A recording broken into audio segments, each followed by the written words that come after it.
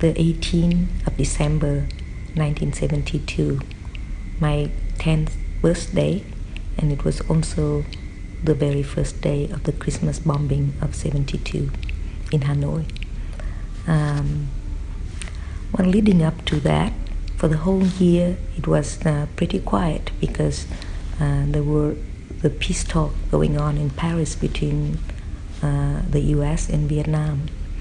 And so around December, my parents decided that maybe it would be safe to bring us back from the countryside where we had been evacuated for a couple of years to celebrate my birthday.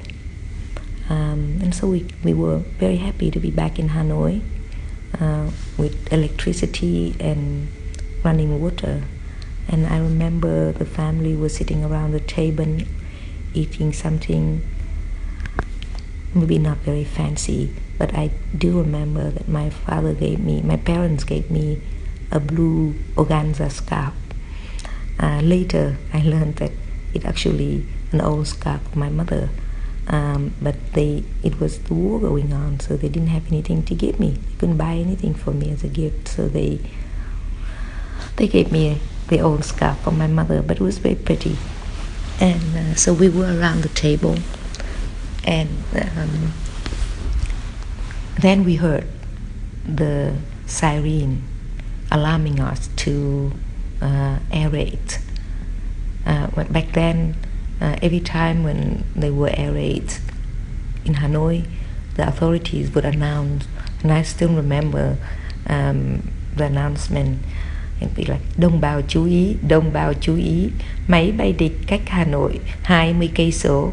So literally it means like, compatriots, pay attention, enemy planes 50 kilometers from Hanoi, and then 30 kilometers from Hanoi. And when it were maybe, I don't remember, but 10 kilometers from Hanoi, then the siren would sound. And it was very shrilling, like very loud all over town. And so we heard that. And my father said, oh, don't worry, it's the government. They were afraid that we have lost our alertness because there was quiet for a while, for a year. So they just wanted to test if we were ready. And so they decided just to carry on. But a few minutes later, we heard the bombs exploding. And later, we learned that it actually, some bombs were dropped at the French embassy, which was about 3-4 kilometers away from our home. But anyway, when we heard the bombs, then my parents definitely were scared, and they took us to the backyard where we had a bomb shelter.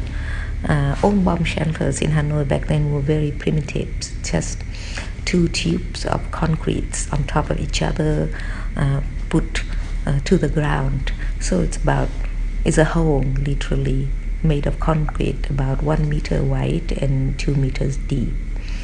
And it hadn't been used for a year in our backyard because we were away, and our parents, because it was quiet, our parents never used it.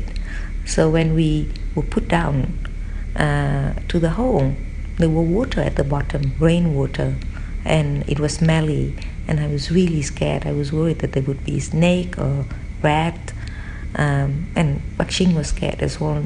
Uncle Nam was small, he was about 3 years old, so he didn't know anything, but we refused to come down. So our parents came up with the idea, and they put down a bamboo ladders, and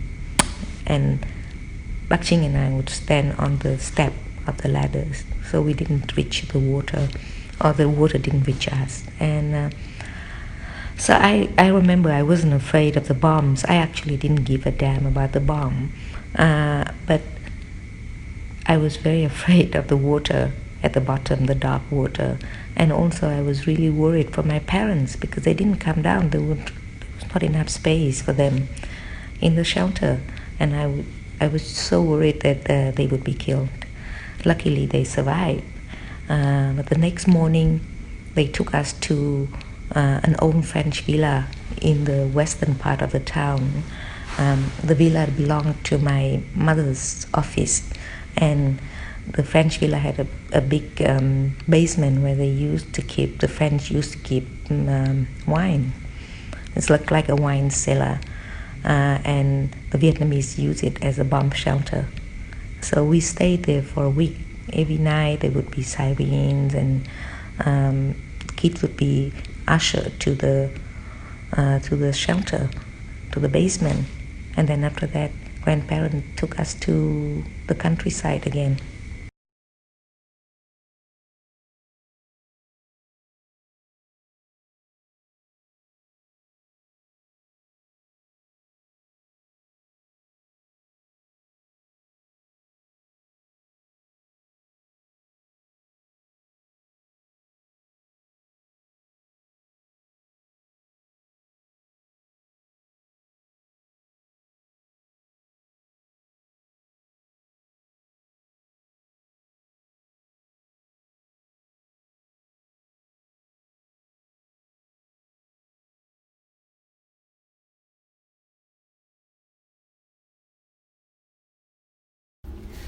I have memories of my mother being afraid of water.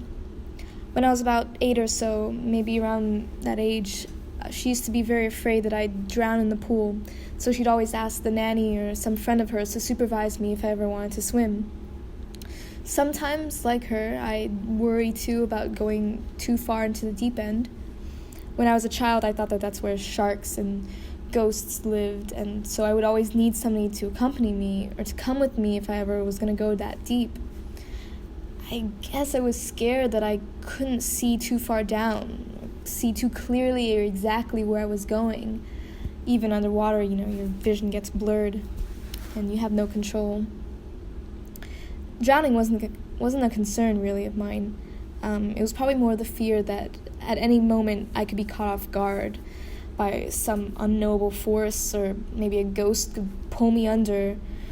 I don't know, it was so strange, and it feels so surreal now, but I'm sure it must have been a real terror for me at that age. Once I tried to hold my breath under the water in our bathtub to see how long I could go, and I remember my mother rushing into the room with this wide-eyed look of horror on her face. And I guess I didn't think I did anything wrong until she pulled my arm out of the water like you'd pull a steamboat engine to start up the third time. And that was when I was 12 or so, and when it was cool to have holding your breath underwater competitions. I remember having a lot of nightmares of my parents dying around that age. I used to have recurring dreams that our house would get flooded, and that all around us would be water, and all that remained of my parents would be this single lone floating shoe. I used to also worry about my mother coming home from work late at night, which she did often, I guess, or often enough for me to feel afraid that maybe irrationally I thought somebody would walk up to her in the street and stab her or shoot her. And those thoughts would just keep me up at night. I still sometimes get this rush of fear at night where I imagine my father or my uncle calling me, and they're telling me that she's in the hospital after a car crash or after a heart attack, and I'd get afraid and I would be so upset that I couldn't be with her, or maybe I'd be afraid that I wouldn't get to her in time. I don't know. The flights to get home are so expensive and take so long anyway that it's the whole time going back home would have been just anxiety. I never realized that somehow our anxieties connected us. I'd inherited her paranoia and her anxiety about these things, and she treats it with medication. I don't, but I don't know if the war, the embedded trauma of it all has anything to do with this, and I don't know if the fear that she felt on her 10th birthday still recurs. This fear of losing her parents somehow now transferring into this fear of losing me. I mean, aren't we always afraid of that? About, surviving the people we love? Outliving them? It's hard to tell where the trauma from the war ends and personhood begins. I guess fear is only ever transferable. One of those things, that gets passed on from generation to generation like some cursed heirloom. I mean, to hell with the bombs, right? You don't get scared of something you've never seen. Just the things that your mom tells you you're afraid of, or that you should be afraid of. So for the longest time, I was afraid of deep water.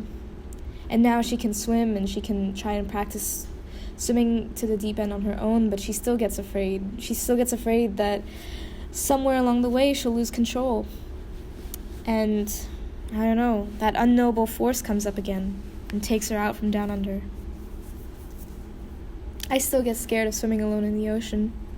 And I get scared of being in lakes where the water is so muggy you can barely see your toes, let alone what's underneath.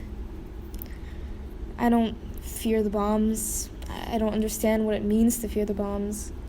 I just get scared of the unimaginable depth of dark water, which is so real, which hides something.